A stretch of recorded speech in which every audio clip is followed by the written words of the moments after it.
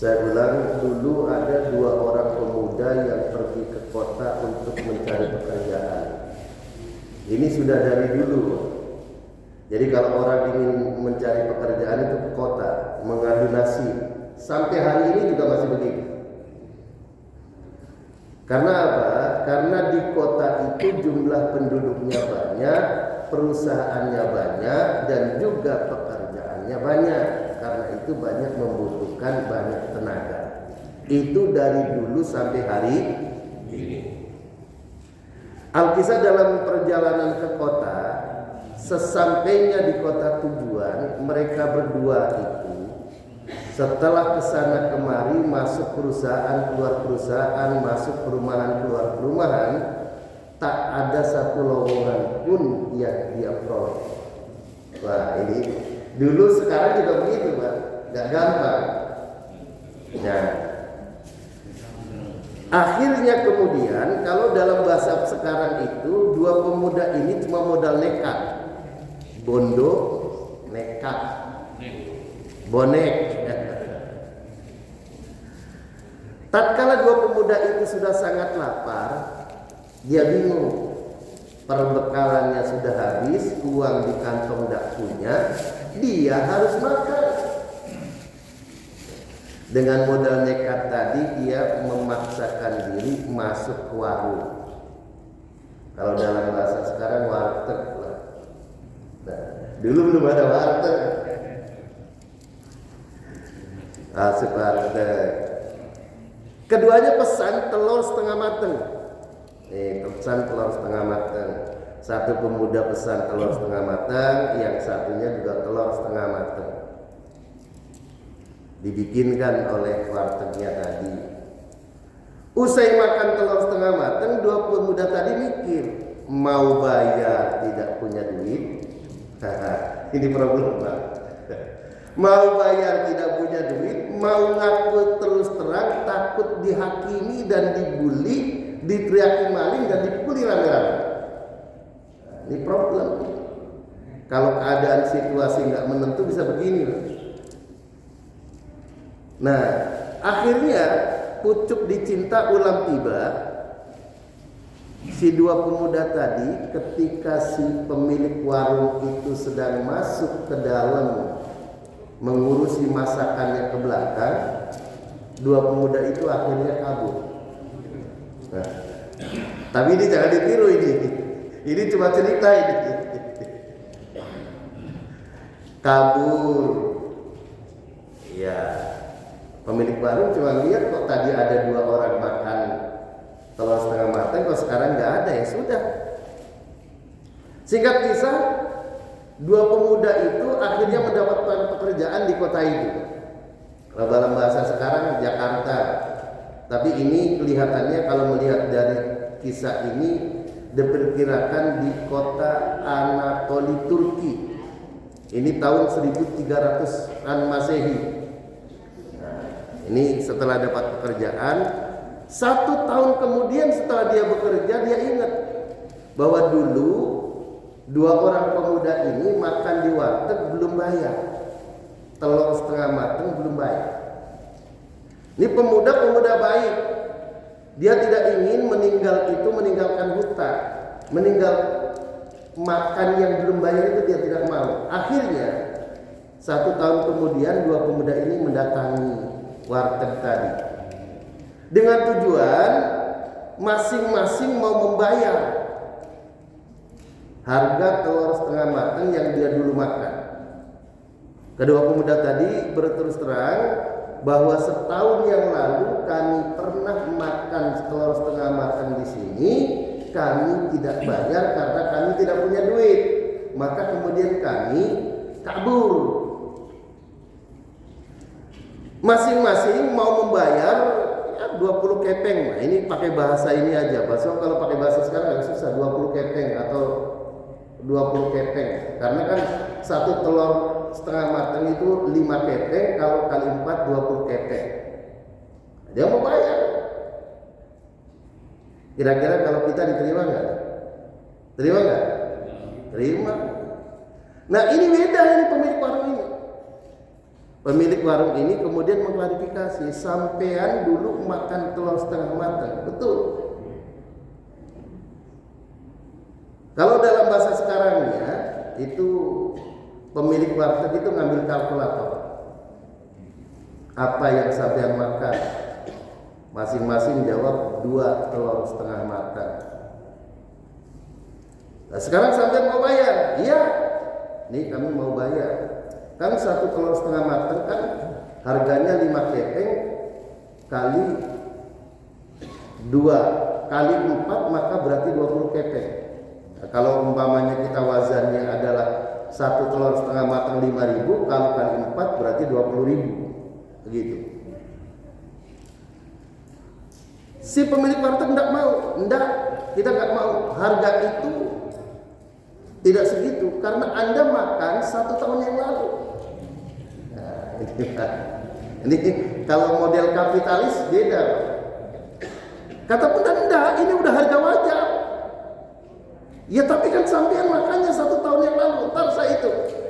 Nah ini kata pemilik warung, 4 butir telur itu karena Anda makan 1 tahun yang lalu, maka 4 butir telur itu akan menjadi 4 ekor ayam. Nah itu 4 telur akan menjadi 4 ekor ayam betina lagi kan. Ayam betina. Nah setelah menjadi 4 ekor ayam betina, masing-masing bertelur 11 butir. Lalu menetas 9 lah yang menetas. Maka 9 butir telur itu menjadi 9 ekor ayam. 9 ekor ayam kali 4 betina maka berarti 36 ekor. Kalau begitu sekarang Anda harus membayar 2.000 kepeng. Ini berarti. Kalau dalam bahasa sekarangnya mungkin 2 juta lah. 1 orang 2 juta kali 2 berarti 4 juta. Pemuda ini nggak mau, kami nggak mau. Nah ini kalau orang itu punya pendirian penganut paham ekonomi ribawi, cara berpikirnya mesti begitu. Nah ini hitungannya, tentu saja 2 pemuda ini menolak membayar. Terjadilah perdebatan antara pemilik warteg dengan 2 pemuda yang mau bayar telur setengah matang setahun yang lalu. Nah, karena 2 pemuda itu tidak mau bayar dan pemilik warung tetap menuntut harusnya membayar sesuai dengan harga sekarang. Apabila ayam 4 ekor itu lalu kemudian bertelur lalu kemudian menetas menjadi 36 ekor, maka harus membayar dengan 2.000 kepeng atau 4.000 kepeng sini, maka masuklah ke pengadilan. Nah, singkat kisah masuk pengadilan. Pengadilan dulu itu simpel.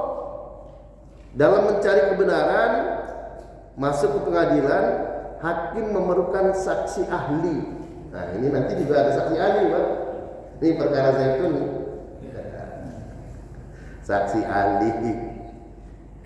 Nah, lalu kemudian pengadilan mencari saksi ahli yang ahli fikih yang bisa memberikan dasar untuk hakim memutus.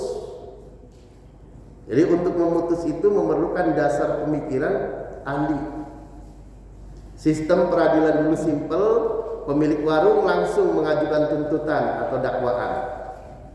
Yaitu seperti tadi, pemuda kemudian mengatakan, 2 pemuda mengatakan tidak, kami tetap akan membayar seharga telur setengah matang, dan dari dulu setahun yang lalu sampai sekarang masih belum berubah harga itu.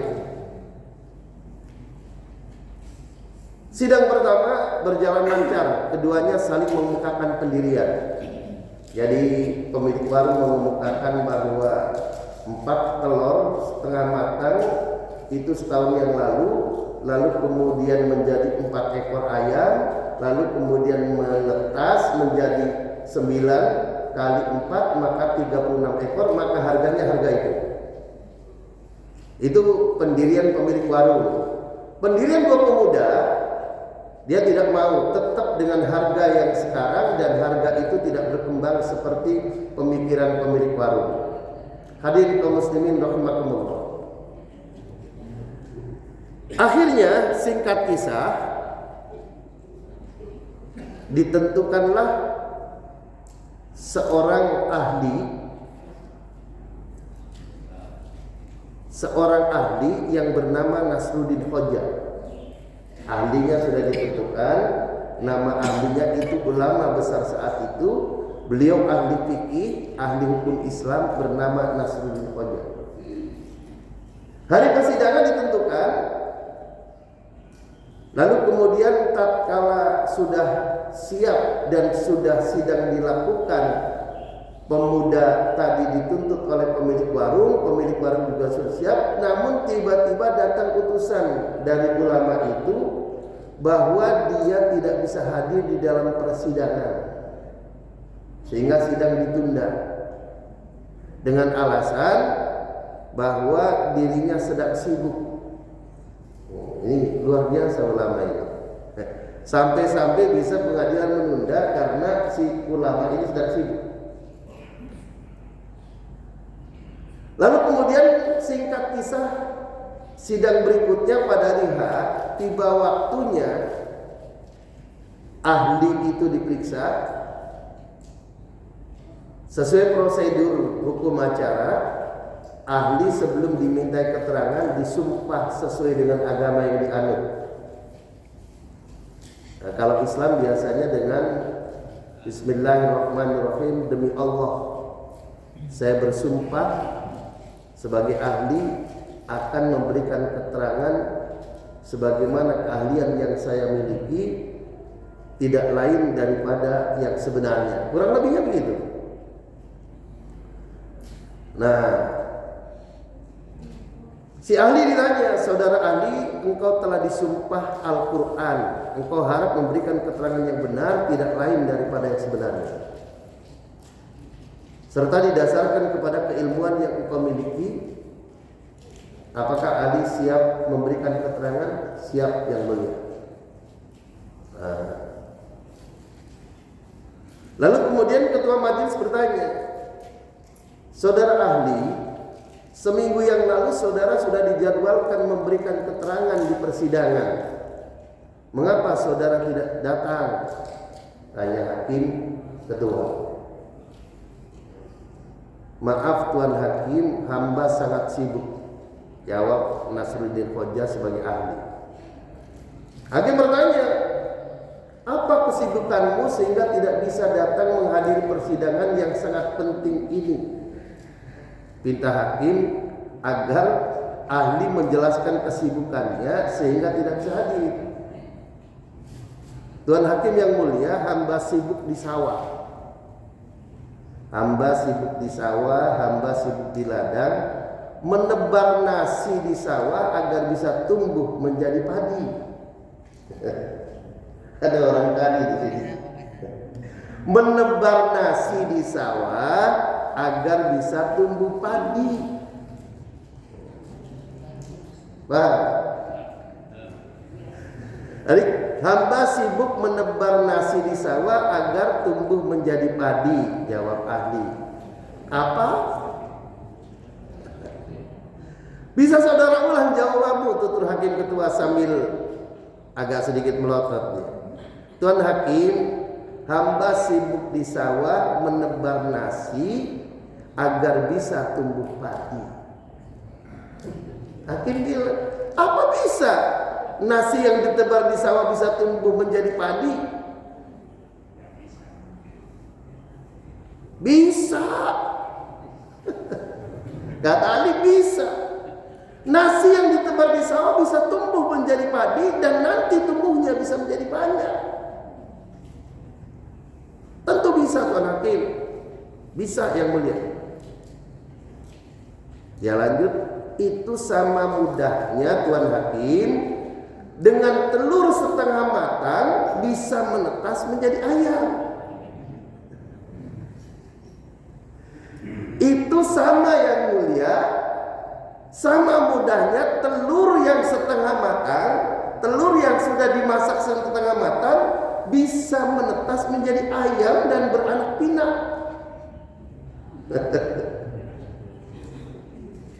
Kira-kira bisa nggak telur setengah matang yang sudah itu lalu bisa menetas?